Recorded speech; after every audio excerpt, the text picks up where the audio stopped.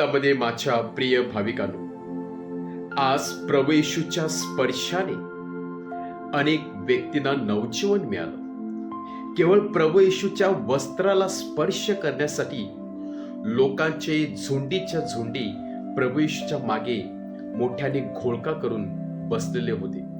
जिथे प्रभू येशू ख्रिस्त जात असे तेथे लोक त्याच्या मागे जात होते, केवळ त्याच्या वस्त्राला स्पर्श करून तो आरोग्यदायी अनुभव घेण्यासाठी, जीवनामध्ये बदल घडवून आणण्यासाठी. खरोखरच प्रभू येशू ख्रिस्ताने या जगामध्ये, या इस्रायल लोकांमध्ये आणि या यहुदी लोकांमध्ये जणू काही तुफान आलेलं होतं. लोकांच्या जीवनामध्ये पूर्ण आमूलाग्र बदल घडून आलेला होता. एका बाजूला देवराज्याची सुवार्ता पसरविणे, दुसऱ्या बाजूला परमेश्वराचं वचन काय आहे हे लोकांना समजून देणे, तिसऱ्या बाजूला आपल्या जवळ असलेल्या आजारी लोकांना आरोग्य देऊन शुद्ध करणे, त्यांना नवजीवन देणे, असं कार्य प्रभू येशू ख्रिस्ताने अगदी जोमाने आणि झपाट्याने चालू केलेलं होतं. आणि परत एकदा आजचं शुभवर्तमान आपल्याला सांगत आहे की प्रभू येशू ख्रिस्त एका गावातून निघून दुसऱ्या गावात जात आहे, तरी सुद्धा लोक प्रभू येशूच्या मागे येण्यासाठी काही कमी होत नाही. ते त्याच्या मागे त्याचे पाठलाग करत जिथे प्रभू येशू ख्रिस्त जात असे तिथे त्याच्या मागे जातात. आणि त्याचं म्हणणं एवढंच होतं की केवळ आणि केवळ प्रभू येशूच्या वस्त्राला जरी आमचा स्पर्श झाला तरी आम्हाला नवजीवन मिळेल, हा प्रचंड विश्वास घेऊन लोक आलेले होते.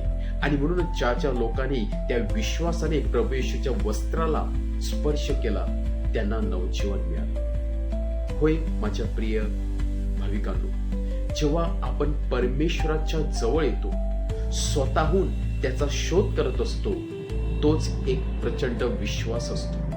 आणि शोध, खऱ्या अंतःकरणाने शोध घेणारा मनुष्य कधीच अपयशी होत नसतो. त्याला परमेश्वर नक्कीच सापडत असतो.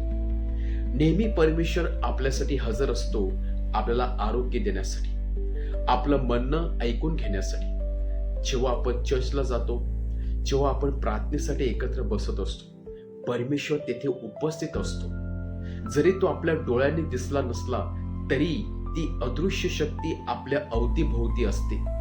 आणि जर आपण विश्वासाने त्याचा शोध घेतला तर तो आंतरिकरित्या आपल्याला दर्शन देत असतो, आपल्याला त्याचा अनुभव देत असतो. ज्याप्रमाणे या लोकांना तो आंतरिक स्पर्श प्रभू येशू ख्रिस्ताने दिला, त्यांना आरोग्य दिलं, तो स्पर्श प्रभू येशू ख्रिस्त त्याच्या शोध घेणाऱ्या किंवा मनापासून शोध घेणाऱ्या त्याच्या भाविकाला देण्यासाठी तयार असतो. फक्त प्रश्न असाच की आपण खरोखरच पूर्ण अंतःकरणाने, विश्वासाने त्या चर्चमध्ये जाऊन त्याचा शोध घेतो का? किंवा अंतःकरणाने आणि पूर्ण मनाने आपण प्रार्थनेसाठी एकत्र बसतो का? किंवा त्याचं वचन ऐकतो का? नाही. कधी कधी एक टाइम आहे किंवा कोणीतरी वेळ लावून दिलेली आहे किंवा हे एक प्रकारचं ट्रेडिशन आहे म्हणून आपण चर्चला जात असतो किंवा प्रार्थना करत असतो किंवा वचन ऐकत असतो स्वतःचं मनाचं समाधान करण्यासाठी. परंतु त्याचा इफेक्ट आपल्या जीवनामध्ये येत नसतो.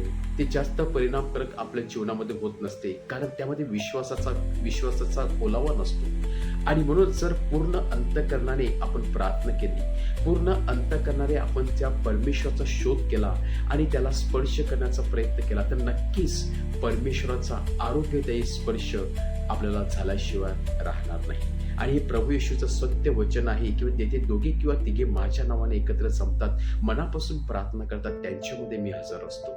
ज्याप्रमाणे आजच्या पहिल्या वाचनामध्ये जेव्हा इस्रायल लोकांच्या त्या मंडपामध्ये स्वतः परमेश्वराचं तेज उतरलं आणि शलोमोन राजाला कळलं की परमेश्वर आपल्यामध्ये येऊ इच्छितो, परमेश्वर आपल्यामध्ये राहू इच्छितो, त्यासाठी शलोमोन राजा सांगत आहे की मी परमेश्वराचे सुंदर भव्य दिव्य मंदिर बांधणार आहे, जिथे परमेश्वर रोज मनुष्याला भेटण्यासाठी येणार आहे. रोज सकाळी प्रभू येशू ख्रिस्त भाकरीद्वारे आपल्याला भेटण्यासाठी तयार असतो, परंतु आपण त्याचा स्वीकार करण्यासाठी तयार असतो का? आपण आपली आध्यात्मिक तयारी केलेली असते का? रोज सकाळी न चुकता परमेश्वर आपली आध्यात्मिक भूक भागवण्यासाठी तयार असतो किंवा त्याचे वचन सांगण्यासाठी तयार असते, परंतु आपण ते वचन ऐकण्यासाठी तयार असतो.